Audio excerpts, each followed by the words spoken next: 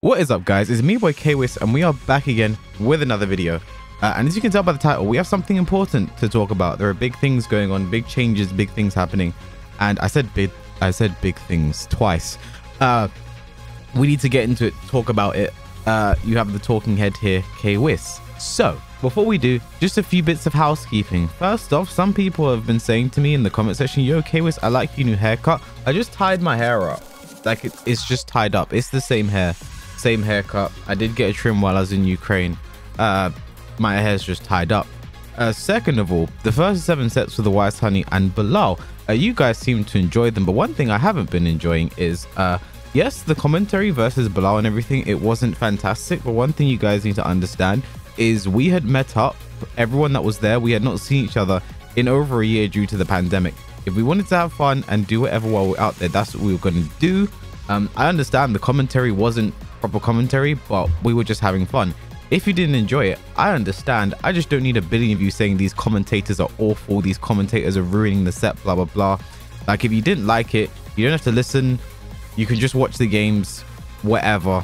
They didn't have to be recorded in the first place. And lastly, Bilal and the Wise Honey were the only first to 7s that I did get to record. And someone actually asked, I didn't go to Pakistan, because someone was like, oh wow, Kwis is in Pakistan training. No, I didn't go to Pakistan. I was in Ukraine and it was filmed out there.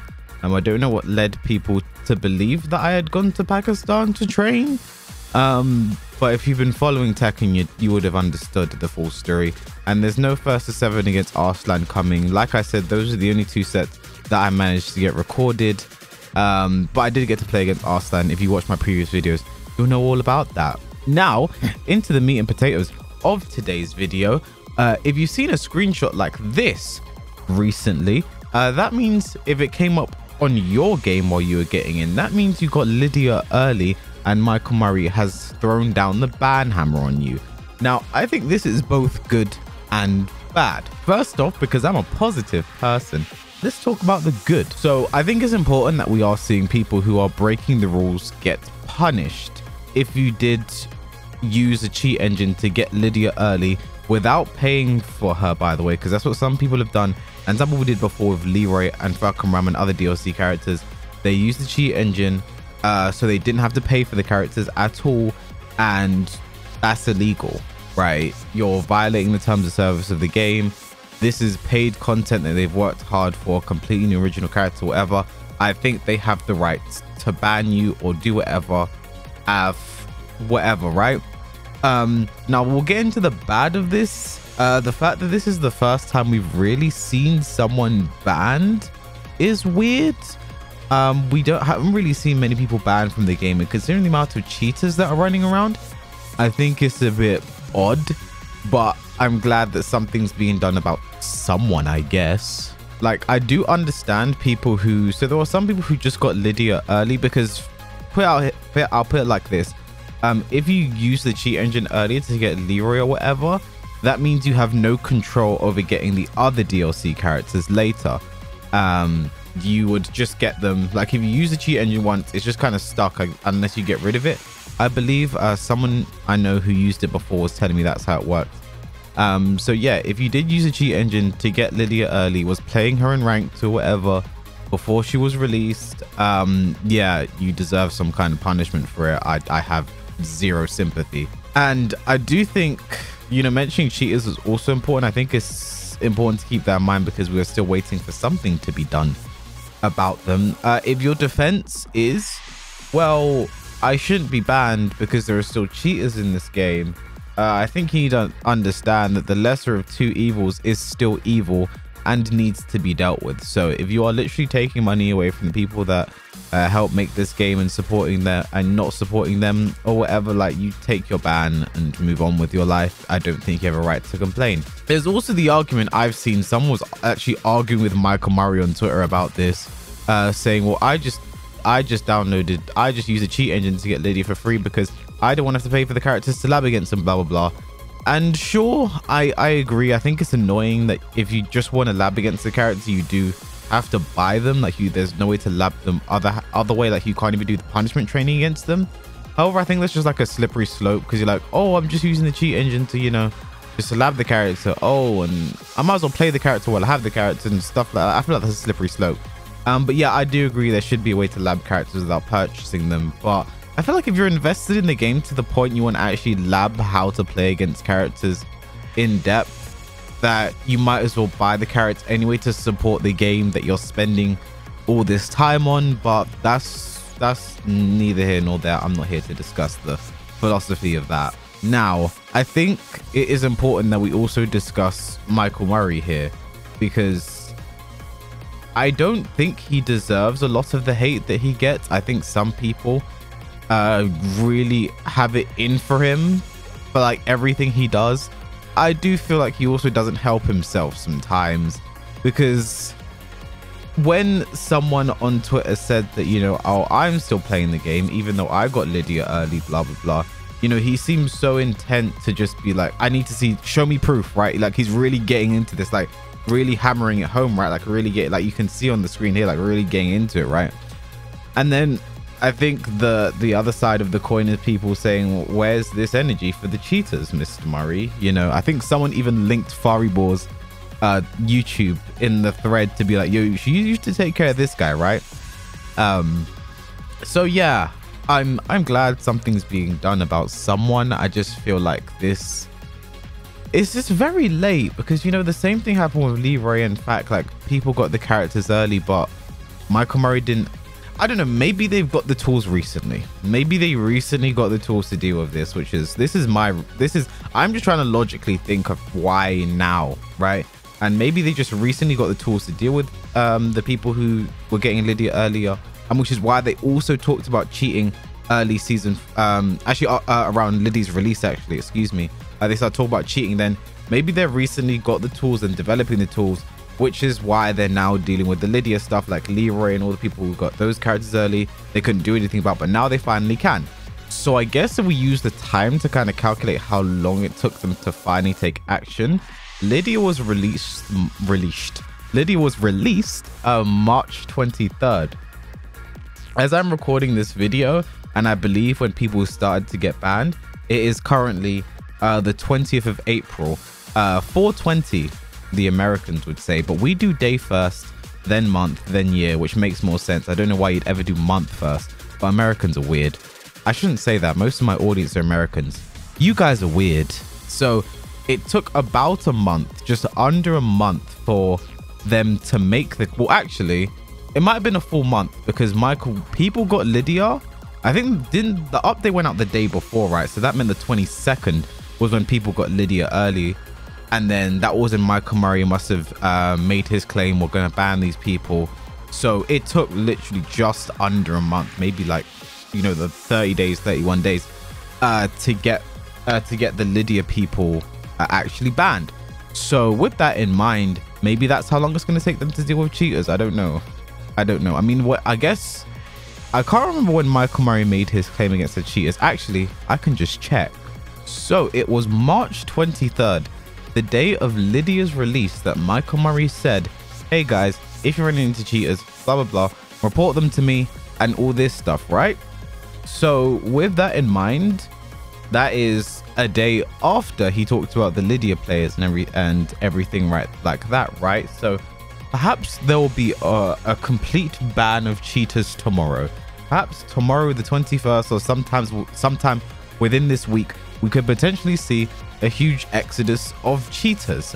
I'm just being optimistic here. I don't want to say a conclusion, say yes, it's gonna happen, or no, it's not, because I need to be optimistic. Because when I got back from the Ukraine, the first person I ran into was a cheater. How their cheat worked is, whenever the round was over, no matter how the round went, if they won the round or lost the round, they still won the entire game. They get the points, they move on, right? And I also ran into that person on my first day, actually streaming the game, playing the game back as well. So I need them to be gone. They're just getting in my way. And I guess it's also going to be, I do have a True Tech and Fraud episode coming up about that next week as well. And it's also important, I guess, for me to state that the future of true tech and fraud. A lot of people have been asking about this, talking about this, saying, well, if cheaters are gone, what happens to true tech and fraud? So with that in mind, let's talk. In regards to true tech and fraud, I think it's always going to be around, but I do want to make some tweaks here and there. First off, one thing I haven't sort of liked about it is, you know, people look at like the first iteration of true tech and fraud, which wasn't supposed to be taken seriously. I think it's true tech and fraud is never supposed to be taken seriously. It's always meant to be just entertainment, right? A lot of my channels is really entertainment. Sometimes you'll find something educational mixed in with all the trash, but it's mainly just entertainment, not meant to be taken seriously. Anything like that, I'm not making any major claims against any people besides like actual cheaters. So whenever I like a true tech and fraud video is kind of meant to just be focused on like the toxic, right? You know, one of my most popular true tech and fraud videos is the one where I go against Rocket. That's a blast from the past, isn't it? You know, the guy who said you're just spamming throws your trash, and I played him in the first to 5 and I beat the shit out of him, right?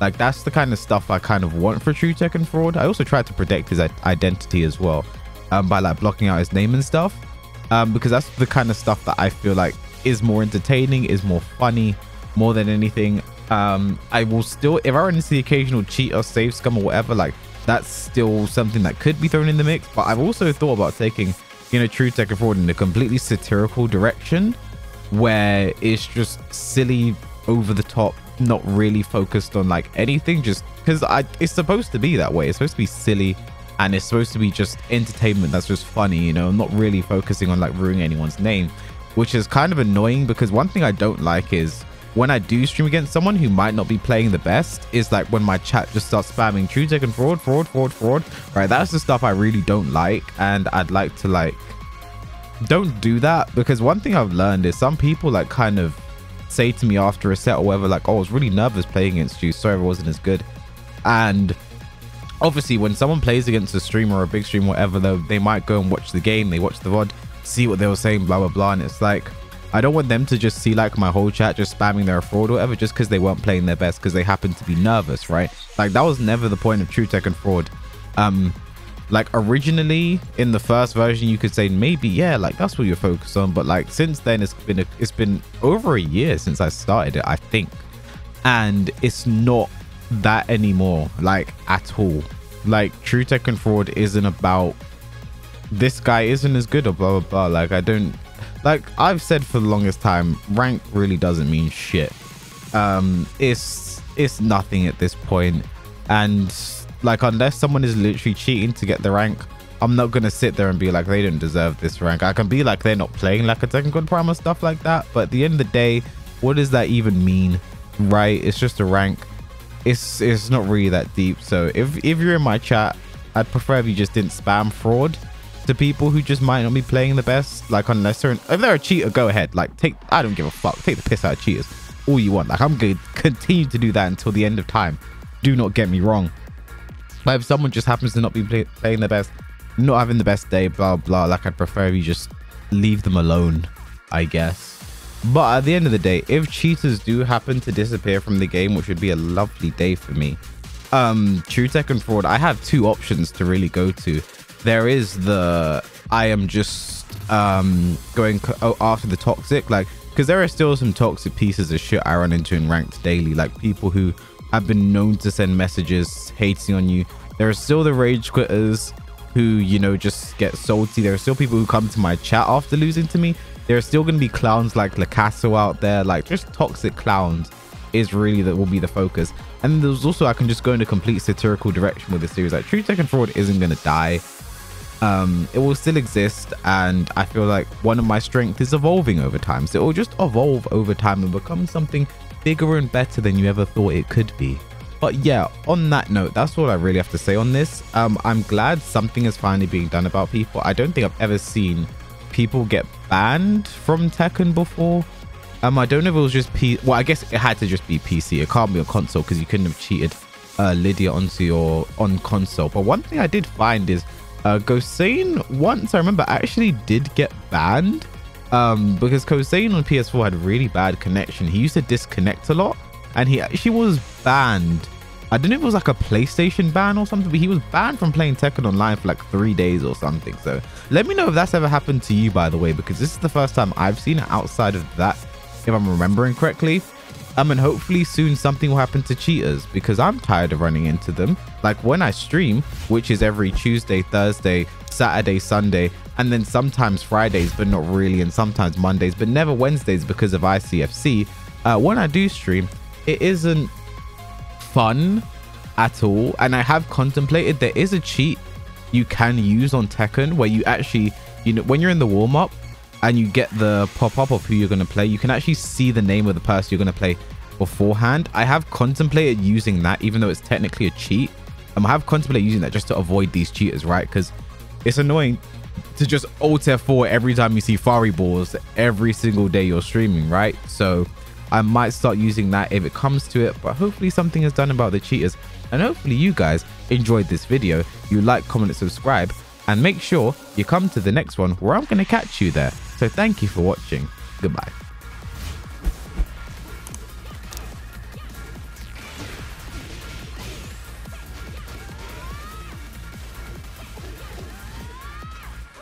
Oh, step on the dick. Step on it. Someone clip that.